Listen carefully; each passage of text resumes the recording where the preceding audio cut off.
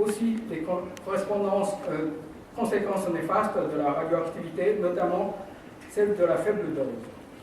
En 1957, Choriki, le futur ministre de l'Agence des sciences et technologies, sous le gouvernement Kishi, a voulu réussir à faire une campagne pour Atom for Peace en organisant des expositions grandioses, même à Hiroshima, pour approuver la nouvelle technologie en présentant cette science comme la locomotive de développement social pour le bonheur de l'humanité.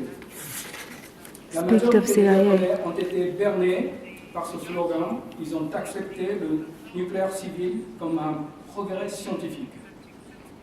Quant au mouvement antinucléaire, Gensuikyo, créé en 1955, après le mouvement des pétitions des femmes, il a été divisé en un courant communiste, Gensuikyo, et un autre socialiste, Gensuikin, en 1963, à cause des essais nucléaires soviétiques.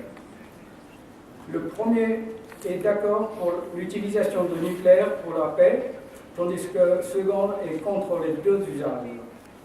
Celui-ci coopère désormais avec les mouvements antinucléaires civils. Cette division a beaucoup affaibli le mouvement antinucléaire qui a perdu sa vision globale. Le mouvement antinucléaire civil est resté actif localement dans les régions où étaient programmées des constructions des centrales. Une des luttes les plus importantes, celle contre la centrale de Shiga, a commencé en 1973 et a duré pendant 23 ans. C'est la même chose à Kaminoseki. La lutte a été soutenue par les pêcheurs d'Iwajima, l'île en face de site, dans la mer intérieure Setonaikai, qui dure encore aujourd'hui. Tous les mouvements contre la centrale nucléaire ont été facilement écrasés, puisqu'ils étaient isolés, d'autant que les communes concernées ont été subventionnées massivement par les compagnies électronucléaires. Au moment de l'accident de Tchernobyl, en 1986, le projet de Rokasho, en 1993, les mouvements antinucléaires ont connu une petite période d'effervescence, mais